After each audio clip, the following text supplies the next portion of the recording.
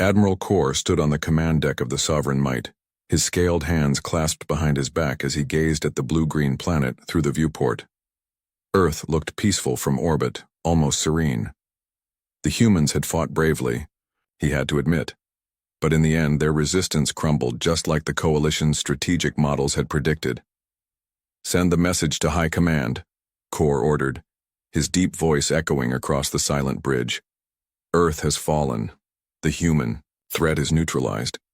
His second-in-command Officer Drell bowed slightly. "At once, Admiral. The Coalition will celebrate this victory for generations." Kor nodded, satisfaction warming his cold blood. The war that had raged across 3 star systems for the past 2 Earth years was finally over. Humanity, with their unpredictable tactics and stubborn refusal to surrender, had been a thorn in the Coalition's side since first contact. But now, their orbital defenses lay in ruins, their space fleet scattered and destroyed. "Begin the occupation protocols," Kor commanded. "I want control of all remaining orbital stations within the next rotation." 200 miles below the Sovereign Might, Captain Tom Reynolds crouched in the darkness of an underground bunker, surrounded by holographic displays showing the Coalition ships in orbit. His uniform was torn and dirty, his face covered in a week's worth of stubble, but his eyes remained sharp, focused. "Status report," he demanded, glancing at the communications officer beside him. "Coalition forces have taken the Luna base and the orbital platforms," Lieutenant Baker replied, her voice steady despite the defeat weighing on her shoulders. "They're broadcasting victory messages across all channels." Reynolds nodded slowly. "And our satellites?" "The stealth network is still operational. They haven't detected them yet." "Good," Reynolds said, allowing himself a small smile. "And protocol diaspora?" The room fell silent. Baker tapped a few commands into her console, bringing up a new display. Hundreds of tiny dots moved away from Earth in all directions, already far beyond the range of standard Coalition scanners. "Last ship cleared the solar system 4 hours ago, sir," Baker reported. 3 billion civilians evacuated. The colony ships report all cryopods functioning normally. Reynolds exhaled slowly. The aliens didn't know it yet, but they had conquered an empty shell. When the Coalition's intentions became clear 6 years ago, humanity had prepared for the worst. The massive underground shipyards had worked day and night, building enormous colony vessels designed to escape detection. "And the military assets?" he asked quietly. "Admiral Wilson reports the Titan fleet reached the Proxima staging area safely. General Rodriguez confirms Mars base self-destructed after evacuation. All technology and weapon designs were purged from Earth databases." Reynolds stood up straight, walking to the center of the command room. Around him, the last 200 members of Earth's Defense Command watched in silence. "They think they've won," he said, his voice filling the room. "They believe they've seen the full measure of humanity's strength and defeated it." He gestured to the display showing the Coalition ships. "But they've only fought our delaying force. The real war hasn't even begun." On the 5th day of occupation, Admiral Kor walked through the abandoned streets of what had once been London. The city was eerily quiet. Coalition troops had secured the area, but something felt wrong. "Where are all the humans?" he asked the intelligence officer accompanying him. "Our estimates suggest many died in the orbital bombardments, Admiral," the officer replied. "Others have likely fled to the countryside." Kor frowned. The bombardment had been precise, targeting only military installations, and their scans had shown a planet with nearly 8 billion inhabitants just months ago. Even accounting for casualties, the cities should not be this empty. "Your report stated we would face significant ground resistance," Kor noted. "Yet, we've encountered almost none. Perhaps their will to fight died with their fleet, Admiral." But Kor wasn't convinced. In every previous conflict, humans fought to the last, defending their territories with a ferocity that had impressed even the most battle-hardened Coalition commanders. "Scan for underground structures," he ordered suddenly. "And increase our orbital surveillance. I want to know where they've gone." "They're getting suspicious," Baker reported as fresh intelligence came through their secure channels. Coalition forces are extending their search patterns. Reynolds nodded, studying the displays. It doesn't matter, they're looking in the wrong place. The bunker had become their home for the past week, as they coordinated with the remnants of Earth's military still in hiding. Scattered across the planet, small groups of soldiers and operatives lay dormant, waiting for orders. "Message from Admiral Wilson, sir," Baker said, her eyes widening as she read the incoming transmission. "The Titan fleet has successfully rendezvoused with the Mars contingent. The Arcturus shipyards are operational, and the first wave of battleships is already under construction."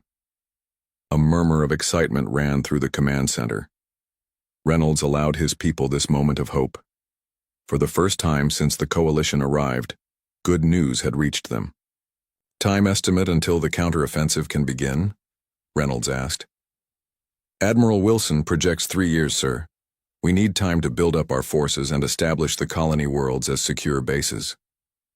3 years of occupation, 3 years of hiding, and watching their planet controlled by alien forces. Reynolds clenched his jaw but nodded. "Send the order to all remaining cells," he said firmly. "Initiate Operation Shadows, minimal engagement, maximum intelligence gathering.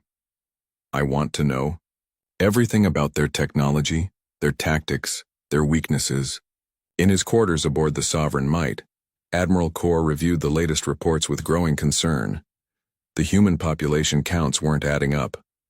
Initial estimates suggested billions of inhabitants, but scans were only detecting a few 100 million life signs, and the resistance they had encountered was sporadic, almost performative. "Admiral," Drell said, entering the room with an urgent expression, "our scouts have discovered something unusual in the asteroid belt." Kor looked up from his reports. "Show me." Drell activated a holographic display revealing images of massive engine signatures leading out of the solar system in multiple directions. "These energy patterns match nothing in our database," Drell explained, "but they appear to be warp signatures of some kind. Hundreds of them, all departing Earth in the weeks before our arrival." Kor stood so quickly that his chair crashed to the floor behind him. "Why wasn't this detected earlier?" "The signatures were masked somehow, sir. Our routine scans missed them entirely.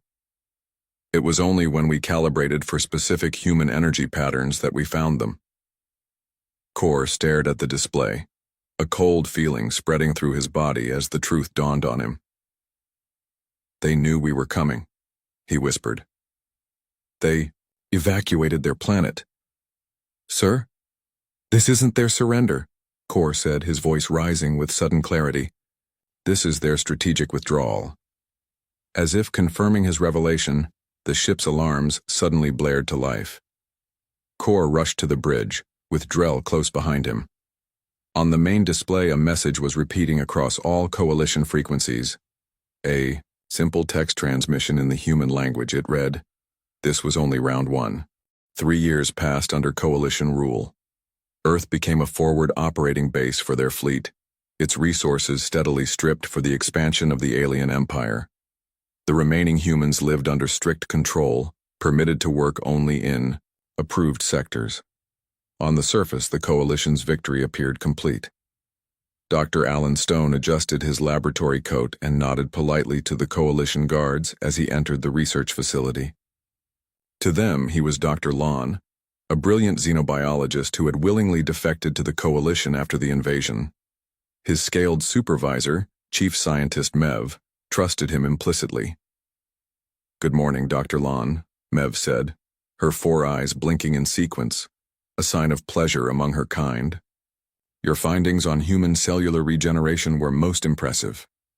"Thank you, Chief Scientist," Stone replied, bowing slightly as was custom. "I believe the applications could benefit Coalition medicine significantly." What Mev didn't know, what none of them knew, was that Dr. Alan Stone was humanity's most deeply embedded spy. His real name wasn't even Stone. That identity had been created years before the invasion. Every day for 3 years, he had gathered intelligence on Coalition biology, technology, and most importantly, their weaknesses. "I've been granted access," To the central database for our next project, Mev announced. We'll be studying ways to improve coalition soldiers' resistance to radiation. Stone nodded, his expression neutral, while his mind raced. Central database access was exactly what he'd been working toward for months. I'm honored by your trust, he said.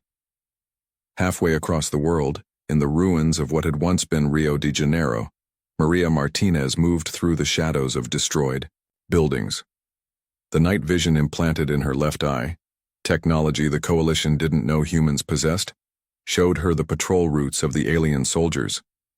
Martinez had once been a general in Earth's defense forces. Now she led the planet's largest resistance cell, coordinating attacks designed not to win battles but to feed false information to the enemy. She reached the hidden entrance to their underground base and pressed her palm against a section of concrete that looked no different from the rest. A scanner read her DNA, and a hidden door slid open. Inside, dozens of resistance fighters worked, at stations monitoring coalition communications, troop movements, and supply lines. They all stood at attention when she entered. At ease, she said, moving to the central table where a holographic map showed coalition positions worldwide. Report. Her second-in-command, Jack Wilson, stepped forward. Contact established with Luna Base Resistance. They've successfully planted the false data in the coalition mining operation. Martinez nodded. And our friend on the inside? Message received 1 hour ago, Wilson replied, lowering his voice. Dr. Stone has been granted central database access. Operation Trojan is a go. A murmur of excitement ran through the room. For 3 years they had worked toward this moment. Now the real counterattack could begin. Send the signal to Proxima, Martinez ordered. Tell Reynolds, the door is open. In the depths of space, beyond the detection range of Coalition, sensors Captain Reynolds, now Admiral Reynolds, stood on the bridge of the Defiance, the largest warship ever built by human hands. Around his vessel, hundreds of battleships, carriers, and destroyers floated in perfect formation, their hulls gleaming in the light of an alien sun. Signal from Earth, Admiral, his communications officer reported. Dr. Stone is in position. Martinez says, the door is open. Reynolds nodded, a tight smile forming on his lips. Acknowledge the message and notify all ships. Operation Scorched Earth begins now. Throughout the massive fleet, lights began to change from standby yellow to combat red. Weapon systems powered up and soldiers moved to their battle stations. Lieutenant Baker, now his XO, approached with a tablet. Sir, the first reports from our scout ships are coming in. Coalition outposts in the Rigel sector have been hit as planned. Their defenses were completely unprepared. And their response? Confusion, sir. They're still trying to determine who attacked them. Reynolds studied the tactical display. For 3 years, humanity had built this fleet in secret, using the resources of a dozen star systems beyond Coalition territory. At the same time, Dr. Stone and others had infiltrated Coalition operations, feeding them false information about human capabilities while gathering critical intelligence. Send in the second wave, Reynolds ordered. Hit their supply lines in the Procyon system, then withdraw before reinforcements arrive. Yes, Admiral. Reynolds turned to look out at his fleet once more. The ships represented humanity's new approach to warfare. Not the direct confrontation the Coalition had expected, but something more elusive and deadly. Each vessel incorporated technology the aliens had never seen, designed specifically to counter their weapons and defenses. It's time they learned who they're really fighting, he said quietly. On the Coalition homeworld, Admiral Kor stood before the High Council, his once proud posture now stiff with tension. Explain these attacks, demanded the High Counselor, her voice cold with anger. You assured us the humans were defeated. They were defeated, Kor insisted. The forces we faced at Earth were destroyed completely. Then who is attacking our outposts? Another counselor shouted. Who destroyed our mining operation in the Rigel sector? Kor hesitated, the reports, in his hands trembling slightly. We believe it may be human forces we were unaware of. The council chamber erupted in outrage. As the shouting continued, Kor's communicator vibrated. He glanced down at the message and felt his blood run cold. "High Council," he said, his voice cutting through the noise. "I've just received word that our defense station in the Procyon system has been destroyed. The attacking ships, they're definitely human in design but far more advanced than anything we encountered. At Earth." The room fell silent. "How is this possible?" the High Counselor asked finally. Kor looked up, the truth dawning on him with terrible clarity. The Earth invasion. It wasn't the end of the war. It was only the beginning. We never fought there, main force. Just then the chamber's main screen activated automatically. A human face appeared, a man with steel-gray eyes and the bearing of a commander. "I am Admiral Thomas Reynolds of the United Earth Fleet," the human said, his voice calm but filled with determination. 3 years ago you attacked our homeworld, believing you had measured the full extent of humanity's strength. Reynolds leaned closer to the camera. "You were wrong.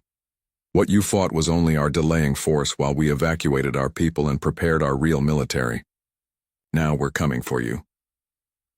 The transmission cut off, leaving the Coalition High Council in stunned silence.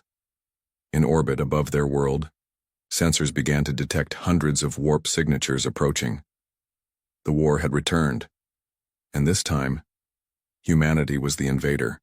The Coalition defense fleet above their homeworld of Terek broke apart like glass under a hammer.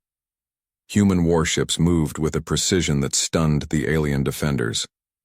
Their weapons, technology that had remained hidden during the Earth invasion, cut through Coalition shields as if they weren't there. "Second wave, advance," Admiral Reynolds ordered from the bridge of the Defiance. "Focus fire on their orbital defense platforms." Lieutenant Baker nodded, relaying the commands to the fleet. On the main view screen, Coalition vessels desperately tried to regroup, but their formations were in chaos. "They're attempting to adapt their shields to our weapons, sir," reported the tactical officer. Reynolds smiled grimly. "They won't succeed. Dr. Stone made sure of that." For 3 years, Stone had secretly modified the Coalition's shield systems, introducing a subtle flaw in their design that made them vulnerable to the specific frequencies used by human weapons. It was a masterpiece of patient sabotage. "Sir, Coalition reinforcements detected approaching from their outer colonies," Baker announced. "Right on schedule," Reynolds said. "Deploy the minefields along their approach vectors and prepare the ambush fleet." As he spoke, hundreds of stealth mines activated in the space lanes, their sensors locked onto the unique signature of Coalition, warp drives. When the reinforcement fleet arrived, they would find a deadly welcome waiting for them. On Earth, Maria Martinez stood at the entrance of the Resistance bunker, watching as her fighters prepared for battle. Today, after 3 years of hiding and gathering intelligence, they would finally strike. "All teams report ready, General," Wilson said, approaching with an assault rifle in hand. Across the globe, similar scenes were playing out as resistance cells prepared to rise up. "The Coalition garrison has been reduced by 60%, Martinez noted, checking her own weapon. "Most of their ships were pulled to defend their homeworld." "Just as we planned," Wilson replied with a tight smile. Martinez nodded. When Reynolds had informed them of his intention to strike the Coalition homeworld, they had known it would create the perfect opportunity. The aliens would have no choice but to recall ships from Earth to defend their home, leaving their occupation forces weakened. "Remember, our priority is taking the command centers intact," Martinez reminded her troops as they gathered around her. "We need their communication systems to coordinate with Admiral Reynolds." She looked at each face in turn, men and women, who had survived occupation, who had lost homes and families but never lost hope. "Today we take back our planet," she said simply, then, raising her fist, "For Earth." "For Earth," came the thunderous reply. Dr. Alan Stone worked quickly in the central database chamber, his fingers flying over the alien controls. Around him, alarms blared as the Coalition facility went into lockdown. "Dr. Lon, what are you doing?" Chief Scientist Mev demanded, rushing into the room. "The security systems report unauthorized access." Stone didn't look up from his work. I'm sorry, Mev. My name isn't Lon. It never was. Understanding dawned in the alien's four eyes. You're with them, the attacking humans. I am them, Stone replied, completing the final sequence. On screens around the room, the Coalition's defense grid began to shut down sector by sector. Stone reached into his pocket and removed a small device, pressing it against his temple. The holographic disguise that had altered his features for 3 years flickered and disappeared, revealing his true face, harder, scarred from battles fought before the occupation. You've been working for the humans all along, Mev whispered, backing away. But why? We offered you knowledge, position, respect. Stone looked up at last, his eyes cold. You offered me those things after you attacked my world and killed millions of my people. Did you think I would actually accept? Before Mev could respond, the facility shook with a distant explosion. The human counterattack had reached them. The defense grid is down, Stone said, standing straight. Every Coalition military installation on Earth just lost their shields and automated weapons. Your troops are now fighting without support against a prepared enemy who knows all your weaknesses. He drew a small pistol from beneath his lab coat, a human weapon that had remained hidden for 3 years. I truly am sorry, Mev. You were kind to me. He pointed the weapon at the control panel rather than at her. But this war isn't over. It's just beginning. Admiral Kor stood in the ruins of the Coalition High Council chamber. The building had been hit in the first wave of the human attack. Emergency lights cast red shadows over the scene as he surveyed the damage. Admiral, a junior officer called, picking his way through the debris. Urgent communication from Earth. Kor took the offered datapad, reading the message with growing horror. The occupation forces were under coordinated attack from human resistance fighters. Over half of the command centers had already fallen, and worst of all, their defensive systems had been compromised planet-wide. How? He growled. How could they have planned this? Sir, the officer hesitated. There's more. We've detected massive energy signatures in Earth orbit. Ships, sir. Hundreds of them appearing out of nowhere. Kor's hand tightened on the datapad until it cracked. Cloaking technology. They had cloaking technology all along. He looked up at the sky, visible through a hole blasted in the council chamber roof. Somewhere up there, human warships were systematically destroying the Coalition fleet. Send a message to all remaining ships, he ordered. Fall back to defensive position, Alpha. We need to regroup. Sir? The officer looked confused. Alpha is our last resort position. If we retreat there, I know what it means, Kor snapped, but we have no choice. These aren't the same humans we fought 3 years ago. These are something else entirely. As if confirming his words, the ground shook as another Coalition defense installation exploded in the distance.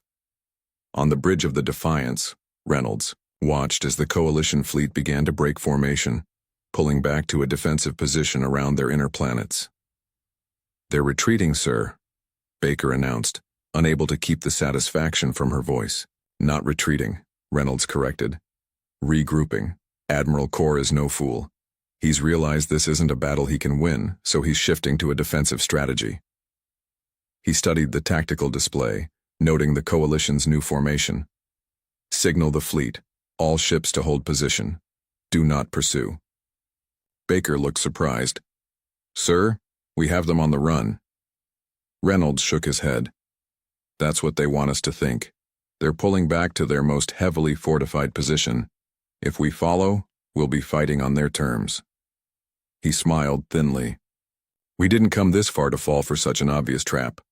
He tapped a command into his console, bringing up a communication channel to Earth. General Martinez, what's your status? The screen flickered, then showed Martinez's face, smudged, with dirt and blood but smiling fiercely. Earth Command Center secured, Admiral. Coalition forces are surrendering across the globe. Dr. Stone's sabotage worked perfectly. Reynolds nodded, satisfaction warming his chest. Excellent work, General. Phase 1 complete. He glanced back at the tactical display, where the Coalition fleet huddled in defensive formation. Now, he said quietly. We show them what humanity can really do. 2 days after the attack began, the Coalition's supreme leader requested a meeting. A small, unarmed transport approached the Defiance under a flag of truce, or the Coalition equivalent, a pulsing blue light that signaled peaceful intentions. Admiral Reynolds stood in the meeting room, hands clasped behind his back. The viewport showed the stars and, in the distance, the Coalition homeworld of Terek. Lieutenant Baker stood at his side, along with 3 armed guards. Though they had accepted the peace envoy, trust was in short supply. The doors slid open. 2 Coalition officials entered, escorted by human security. One wore the elaborate uniform of a high diplomat. The other, to Reynolds' surprise, was Admiral Corr himself. Admiral Reynolds, the diplomat began, making the Coalition gesture of greeting. Hands open, palms forward. I am High Negotiator Vel. I speak with the voice of the Supreme Leader. Reynolds nodded, but did not return the gesture. State your business. Vel seemed taken aback by the directness, but continued. The Coalition wishes to discuss terms for a cessation of hostilities. Surrender, Reynolds corrected. Not a cessation, a surrender. Corr stepped forward, his face tight with controlled anger. You cannot expect us to surrender our entire civilization to you. Reynolds smiled without humor. Just as you expected us to surrender Earth? To watch as you stripped our homeworld of resources and treated our people like slaves? That was different, Corr insisted. Earth was just one planet. We're talking about 17 worlds, billions of Coalition citizens. Then perhaps you should have considered that before attacking us, Baker said coldly. Reynolds held up a hand to silence her, then turned to Vel.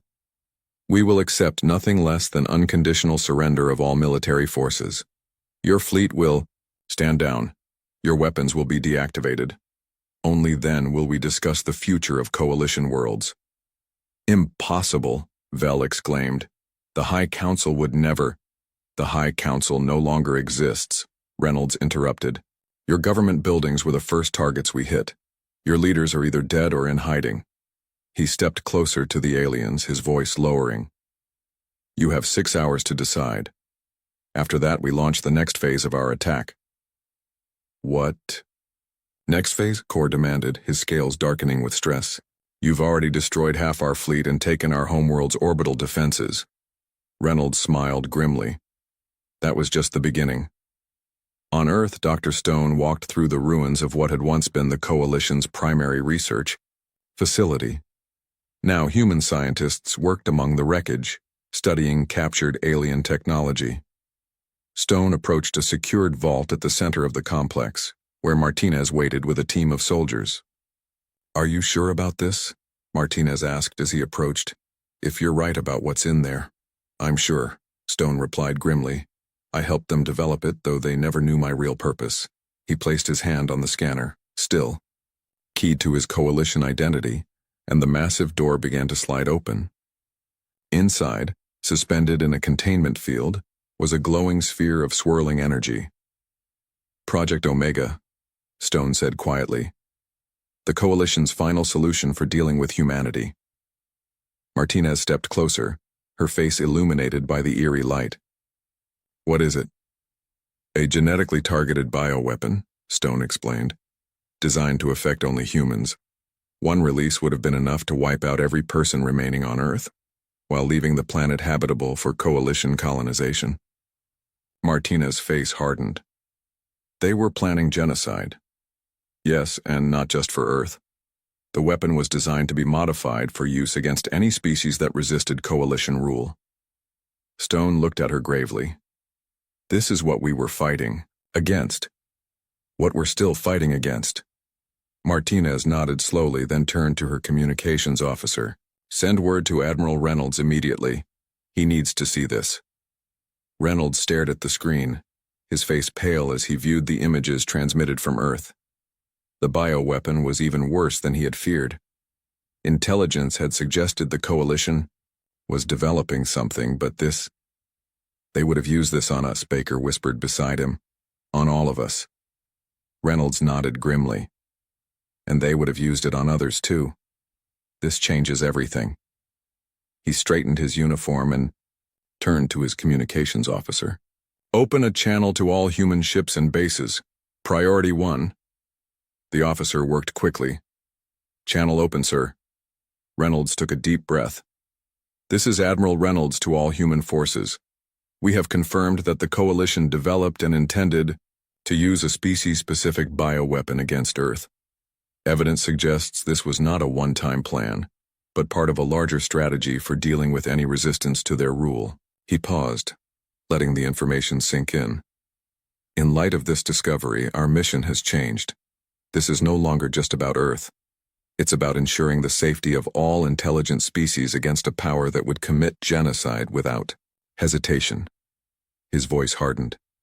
Operation Hammer Fall is now in effect. All ships prepare for jump to your designated targets. We end this. Today. Admiral Kor paced in the small room where he and Vel had been left to consider Reynolds's ultimatum.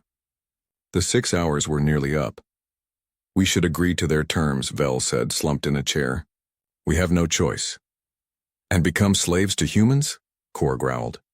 Never. The Supreme Leader will send reinforcements from the outer colonies. We just need to hold out. A soft chime indicated someone at the door. It slid open to reveal Reynolds and Baker, their faces grim. Your time is up, Reynolds said. What is your answer? Before Vel could speak, Kor stepped forward. We reject your demands. The Coalition will never surrender. Reynolds nodded, as if expecting this answer. We've just discovered your bioweapon program, Admiral Kor, Project Omega. Kor's scales paled visibly. How did you... Dr. Stone sends his regards, Baker said coldly. Vel turned to Kor in shock.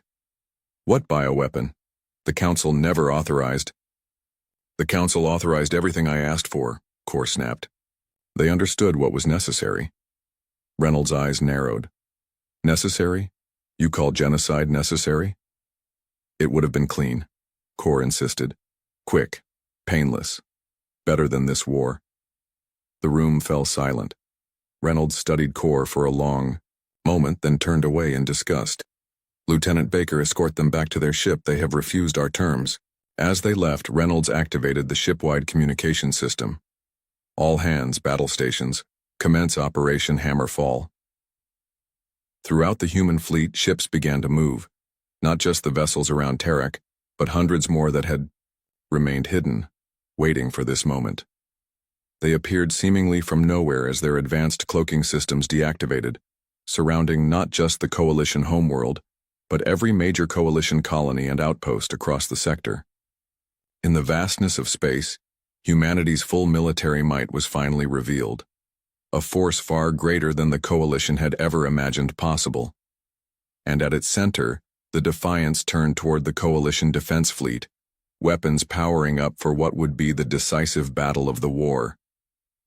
The final battle lasted less than a day.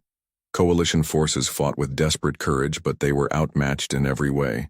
Human ships moved with precision that seemed impossible, their weapons cutting through the alien defenses as if they were made of paper. On the bridge of the Defiance, Admiral Reynolds watched the tactical display as the Coalition's main fleet broke apart under the concentrated fire of his forces. Their flagship is hailing us, sir, Lieutenant Baker reported. Admiral Kor is requesting to speak with you. Reynolds nodded. On screen. The view screen flickered to life, showing Kor's face. The Coalition Admiral looked defeated, his scales dull with exhaustion and stress. Enough, Kor said simply. You've made your point, Admiral Reynolds. I am prepared to offer our surrender. Reynolds studied him for a moment before responding. Unconditional? Yes, Kor replied, his voice hollow.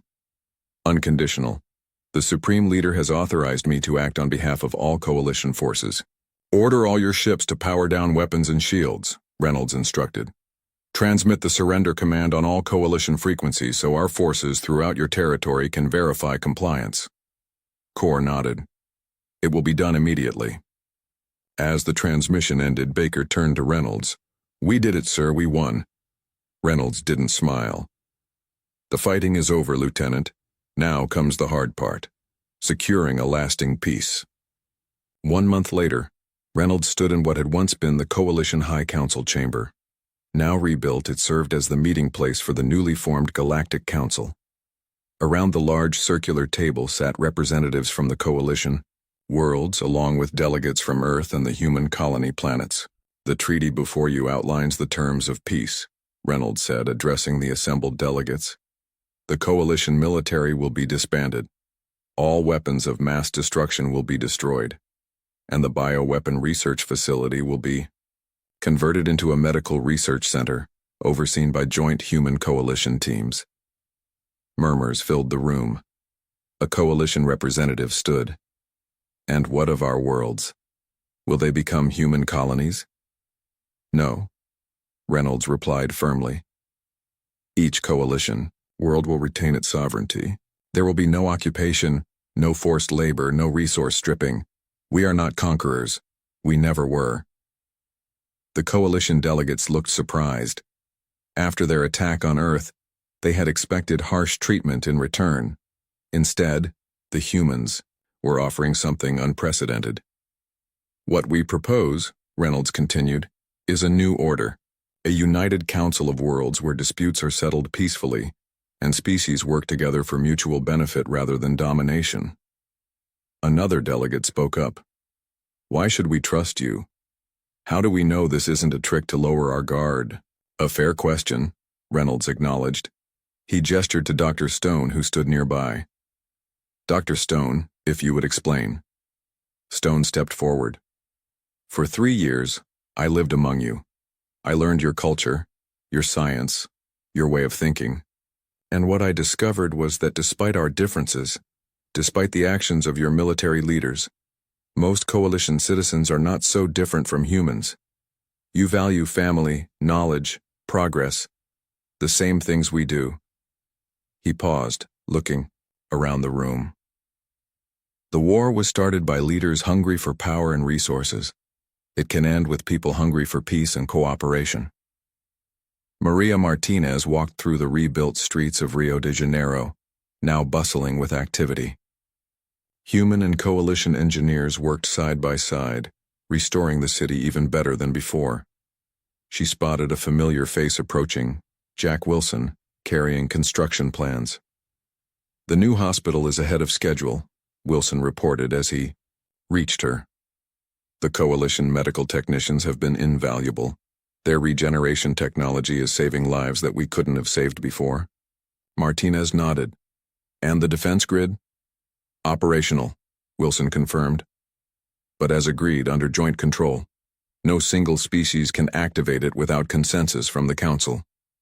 Martinez looked up at the sky, where the faint outlines of orbital platforms could be seen. The new shared defense system designed to protect Earth from any future threat. Not just coalition technology or human innovation, but a blend of both, stronger than either would have been alone. "Did you ever think we'd end up here?" she asked quietly. "Working alongside them?" Wilson shook his head. "Never. I was sure this would end in their extinction or ours." "That was their way of thinking," Martinez replied. "Win or die, conquer or be conquered. We needed to show them another path." In a coalition prison on Terrak, Admiral Kor sat, alone in his cell. The door opened and, to his surprise, Admiral Reynolds entered. "Come to gloat?" Kor asked bitterly. Reynolds shook his head.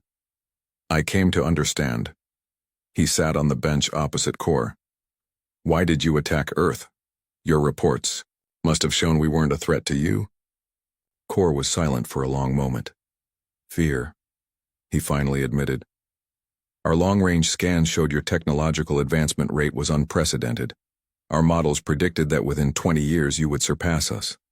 The High Council decided a preemptive strike was the only option. And now? Now I see we were wrong," Kor said quietly. "We failed to understand your species. We thought your strength was in your weapons, your ships, but it was always in here." He tapped his head. "Your adaptability, your planning, your willingness to sacrifice for future generations." Reynolds nodded slowly. We learned that from our history. Centuries of conflict taught us that the greatest victories aren't won through force alone. A lesson my people are learning now. Kor acknowledged. Too late for me, perhaps, but not for future generations. Reynolds stood. Your trial begins tomorrow. But regardless of the outcome, know that your people have a place in the new order we're building. 5 years later, Reynolds stood on the observation deck of the newly completed Galactic Council headquarters, a massive space station orbiting a neutral star. Below him, representatives from 24 species mingled in the main hall, not just humans and coalition members, but other civilizations that had joined the growing alliance. Baker, now a captain with her own command, joined him at the viewport. The Arcturus delegation arrived safely, she reported. They're eager to join the council after seeing how the coalition worlds have prospered under the new system. Reynolds nodded, watching as Dr. Stone guided a group of alien scientists through the station's research wing. In the years since the war, Stone had become one of the foremost advocates for cross-species scientific cooperation. Did you ever imagine this? Baker asked, echoing Martinez's question from years before. When we were hiding in that bunker, on Earth, waiting for the right moment to strike back? Reynolds smiled slightly. Not exactly this, no, I imagined victory. I planned for survival. He gestured to the gathered representatives below. But this is something better. This is a future. In the great chamber below, delegates from former enemies stood together, planning joint missions to unexplored regions of the galaxy. The Coalition bioweapon facility, once designed for genocide, now produced medical advances that saved lives across a dozen worlds, and Earth, once nearly conquered, had become the symbolic heart of a new galactic community. The war was truly over, and humanity had won not just through force of arms but through the vision to build something better from the ashes of conflict.